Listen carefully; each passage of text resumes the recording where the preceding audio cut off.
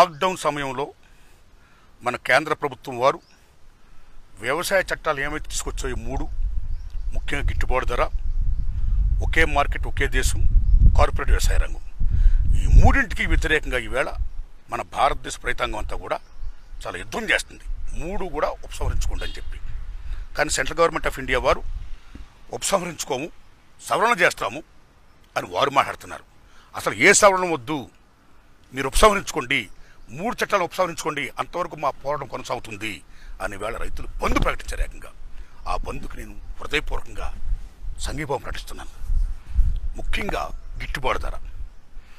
గిట్టుబాటు ధర అనేది ఏ కనీస మద్దతు ధర అయితే గవర్నమెంట్ ప్రకటించిందో దాన్ని మీరు లిఖితపూర్వకంగా ఇవ్వండి అని రైతులు అడుగుతున్నారు. కానీ గవర్నమెంట్ లిఖితపూర్వకంగా ఇవ్వట్లా, మేము అమలు చేస్తాం, మమ్మల్ని నమ్మని అంటున్నారు. మరి నిజంగా మీరు అమలు చేసేవారు అయినప్పుడు మరి ఎందుకు మీరు లిఖితపూర్వకంగా ఇవ్వడానికి మీ మనసు యాక్సెప్ట్ చేయదు? You must do it. రైతులు గౌరవించాలి. మనకు అన్నం పెడుతున్న మహానుభావులు, అన్నదాతలు. లాక్డౌన్ పీరియడ్లో మొత్తం మన భారతదేశాన్ని కాదు ప్రపంచాన్ని కాపాడింది రైతాంగం, రైతులు. ఇప్పుడే కాదు ఎప్పుడు కూడా రైతులు మనల్ని కాపాడుతారు, మనకు పుట్టెడుతున్నారు. అలాంటి రైతులకి మీరు కనీస మద్దతు ధరని లిఖితపూర్వకంగా ఇవ్వమంటే ఎందుకు ఇవ్వరండి? మీరు ఇవ్వాలి. అన్నిటిని మించి కనీస మద్దతు ధర విషయంలో నేను కోరుకునేది ఏంటంటే, ఆ రోజుల్లో 20 ఏళ్ల క్రితమే భారతదేశంలో గిట్టుబాటు ధర లేక కరువు కాటకాలు వచ్చినప్పుడు రైతులందరూ ఆత్మహత్య చేసుకుంటుంటే అప్పుడున్న కాంగ్రెస్ గవర్నమెంటు ప్రముఖ వ్యవసాయ శాస్త్రవేత్త డాక్టర్ స్వామినాథన్ పిలిపించుకొని ఆయనతో కమిటీ ఏర్పాటు చేసింది. డాక్టర్ స్వామినాథన్ గారు బ్రహ్మాండంగా తన కమిటీతో మొత్తం పరిశోధించి గిట్టుబాటు ధర అనేది రైతు తను పడే కష్టానికి, తను పెట్టే పెట్టుబడికి, కవులకి, శ్రమకి అన్నిటి కూడా తీసుకొని వాటితో పాటు అదనంగా ఒక 50% లాభం ఇవ్వాలి రైతుకి. అదే నిజమైన గిట్టుబాటు ధరని అడిగి డాక్టర్ స్వామినాథన్ కమిటీ. సో ఎందుకు మీరు ఆ వేళ కాంగ్రెస్ గవర్నమెంట్ కానీ ఈవేళ మీరు ఈ ఎన్డీఏ గవర్నమెంట్ కానీ ఎందుకు మీరు డాక్టర్ స్వామినాథన్ కమిటీని మీరు సిఫార్సుని ఎందుకు మీరు అమలు చేయరు? రైతుల మీద ఏమాత్రం మీకు ప్రేమ ఉన్నప్పుడు, రైతుల మీద మీకు ఏమాత్రం సరే న్యాయం చేస్తున్నాం, మేము మేలు చేస్తున్నాం, మాది రైతే రాజు అనే గవర్నమెంట్ అంటున్నప్పుడు why don't implement the doctor Swaminathan committee report? దాన్ని ఇంప్లిమెంట్ చేయండి. అది అసలు గిట్టుబాటు ధర రైతులకి. ఇక రెండో విషయం వస్తే, ఒకే దేశం ఒకే మార్కెట్. Right, good. ఒకే దేశం ఒకే మార్కెట్ అయినప్పుడు మీరు ఆటోమేటిక్గా మొత్తం వ్యవసాయ మార్కెట్లు ఏవైతే ఉన్నాయో మన భారతదేశంలో ఈవేళ టోటల్ కంప్యూటీకరణ చేసేసి, ఆన్లైన్ అని చేసేసి, కార్పొరేట్ రంగంలో విడేసి, ఎప్పుడైనా ఎక్కడి నుంచి ఎక్కడ పడినా ఎక్కడైనా సరే మనం ఆడేసుకోవచ్చు, మొత్తం మనం అమ్మేయచ్చు అనే రకంలో మీరు చేస్తున్నప్పుడు అందులో గడికి వ్యవసాయదారులు ఈవేళ మనస్ఫూర్తి చెప్తున్నా మీకు, అతివృష్టి వచ్చి, అనావృష్టి వచ్చి, కరువు కాటకాలు వచ్చి, అనేక రకాలుగా ప్రకృతి వైపరీత్యాల వల్ల, అలా గవర్నమెంట్ నుంచి ప్రోత్సాహ పథకాలు లేకపోవడం వల్ల, ముఖ్యంగా గిట్టుబాటు ధర ఇవ్వకపోవడం వల్ల అనేక కష్టాలు పడుతూ పగలించి రాత్రులుగా వాళ్ళు కష్టపడుతూనే ఉంటారు.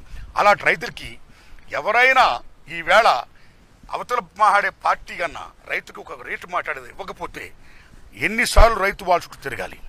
మళ్ళీ పక్కన నరేంద్ర మోడీ గారు చెప్తున్నారు, పక్కన కోర్టు ఆడుతూ ఉంటుంది, అక్కడికి వెళ్తే ఇమ్మీడియట్గా వాళ్ళు యాక్షన్ తీసుకుంటారు అంటారు. రైతుకి ఇదే పని అంటే అక్కడికి వెళ్ళడం యాక్షన్ తీసుకోవడం అండి? అన్నీ ఎందుకు చెప్పండి?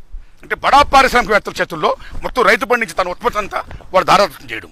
ముందు వాళ్ళు ఒక రేటు ఇస్తారు, టెంప్ట్ చేస్తారు, తర్వాత మళ్ళీ రేటుని తగ్గించేస్తారు, అక్కడ మళ్ళీ ఏడిపిస్తారు. ఉదాహరణకి పెట్రోల్ తీసుకోండి, ఇవాళ డీజిల్ తీసుకోండి, ఇవాళ ఒక రేటు ఉంటుంది లీటర్కి ఇంత అని, సన్సెక్స్ లాగా రోజుకి ఇంత రేటు, రేపు పొద్దున అంత రేటు, ఇంకో రోజున అంత రేటు. విమానాలు తీసుకోండి, మీరు ఒక రేటు ఉండదు, ఇవాళ ఇంత, రేపు ఇంత, మళ్ళీ ఎల్లుండి ఇంత, మళ్ళీ ఇవాళ అర్జెంట్ ఇంత.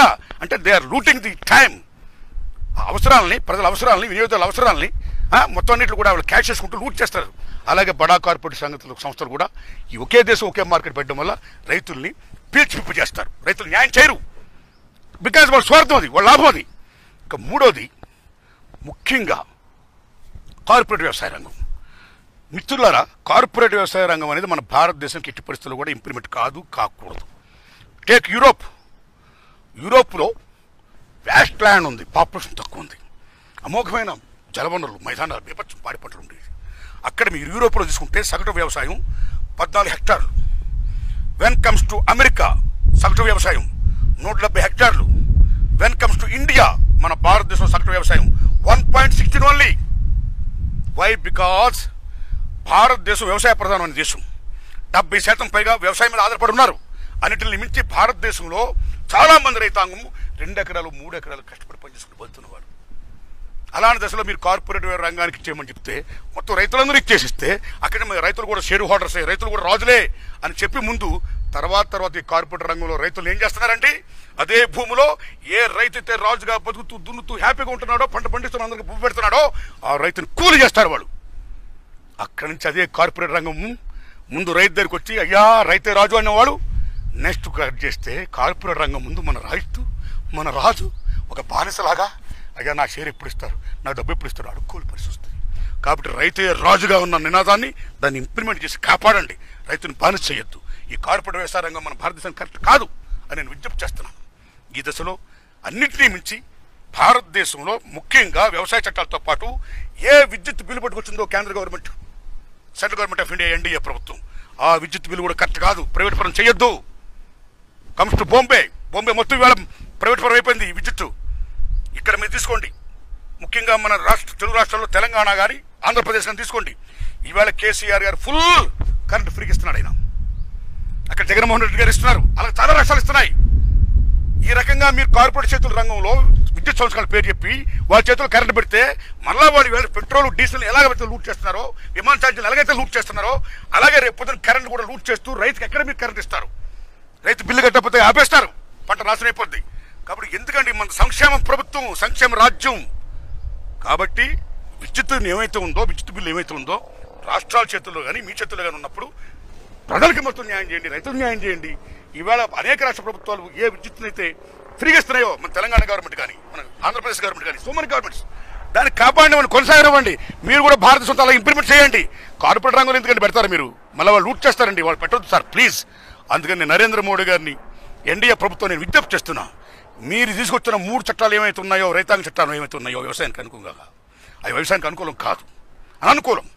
రైతులు ఏ డిమాండ్స్ కోసం వెయిట్ చేస్తున్నారో రైతుల డిమాండ్స్ని యాక్సెప్ట్ చేయండి. ది సేమ్ టైం ఈ విద్యుత్ కరెంట్ బిల్లు ఏమైతే సంవత్సరాలు మీరు తీసుకున్నారో, సంవత్సరాల పేరు చెప్పి అది కూడా కరెక్ట్ కాదు, దాన్ని కూడా మీరు ఎత్తేసేయండి.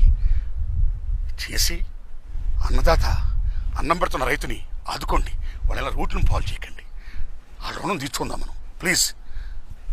ఈ బంద్కి నేను సంఘీయం ప్రకటిస్తున్నాను. ఎన్డీఏ గవర్నమెంట్, నరేంద్ర మోడీ గారు ఇమ్మీడియట్గా రైతుల డిమాండ్స్ని యాక్సెప్ట్ చేసి,